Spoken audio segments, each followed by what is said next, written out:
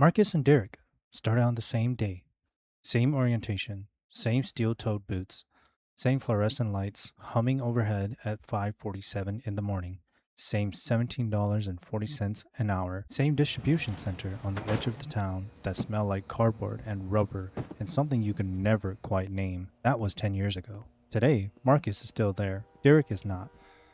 This is not a story about luck. It is not a story about talent or opportunity or knowing the right people. It is a story about one decision made quietly, without drama, in the break room of a warehouse that separated two men who started with exactly the same hand. Let's go back to year one. Both Marcus and Derek were bringing home roughly $2,100 a month after taxes. Rent was $750 for a one-bedroom apartment.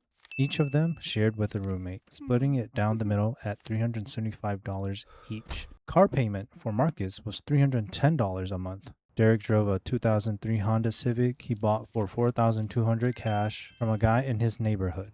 No car payment, just insurance. Groceries, phone bills, utilities, the small things that add up. By the end of every month, Marcus had roughly $180 left. Derek had $610. Marcus looked at his $180 and thought, what's the point? You can't do anything with $180.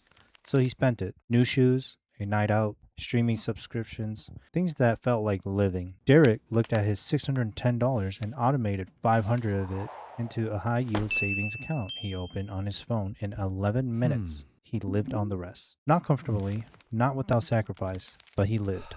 By the end of year one, Marcus had $0 in savings. Derek has $6,000. Now here is where the two stories start to quietly diverge in ways that won't become visible for years. In year two, Derek's car needed a new transmission, $1,400. He paid cash from his savings account and kept going. Marcus's car needed work that year, $900 in brake repairs. He didn't have it. He put it on a credit card at 24% interest and made minimum payments for 8 months. By the time he paid it off, that $900 repair had cost him $1,180. This is the first step, not the car repair, the absence of a buffer. When you have no savings, every emergency becomes a debt. And a debt at 24% interest is a machine that runs in the background of your life, taking a little more every single month, whether you think about it or not. In year three, both men got a raise, $18.90 an hour. Marcus felt the relief immediately. He upgraded his phone. He moved into his own apartment, $950 a month. He bought a newer car, a 2019 model, $380 a month. His expense grew to meet his income within 60 days of getting the raise. This is called lifestyle inflation. It is the most common and most destructive financial pattern among working people.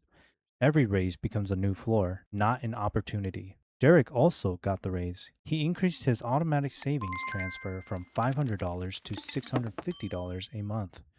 He stayed in the shared apartment. He kept driving the Civic from the outside. His life looked exactly the same.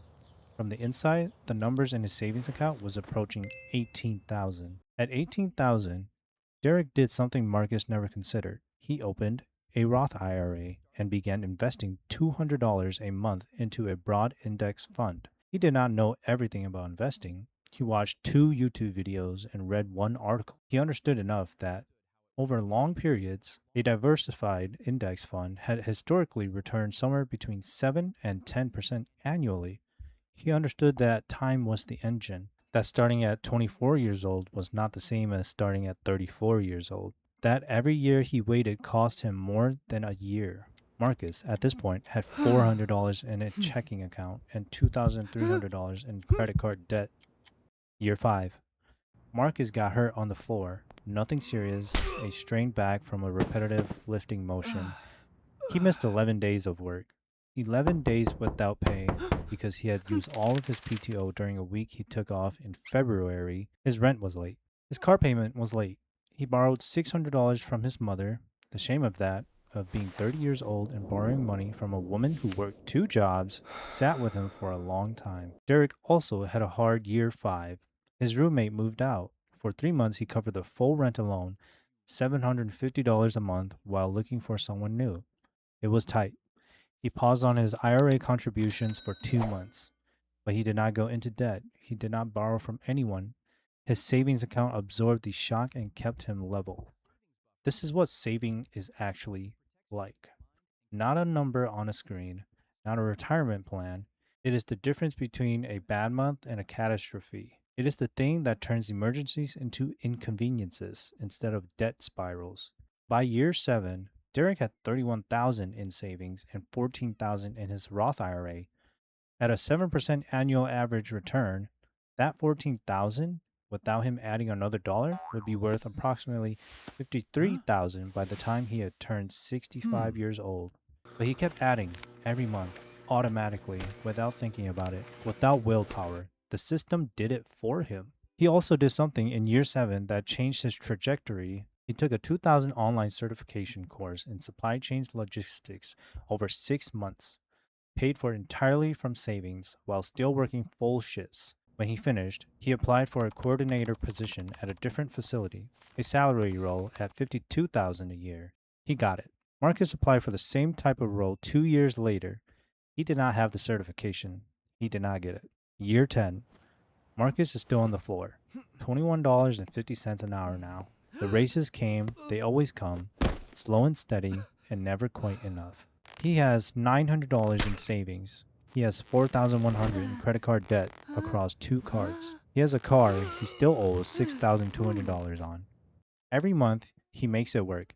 Every month is a negotiation between bills and time. He is not failing. He is surviving. And surviving for a long time can look so much like living that you stop noticing the difference. Derek is a logistic coordinator. $58,000 a year. His Roth IRA has $41,000 in it. His savings account has $22,000. He has no debt. He is not rich. He is not on a yacht. He is in a decent apartment, driving a 2017 car he bought used with cash, making lunch at home most days. But he is not afraid of his phone ringing.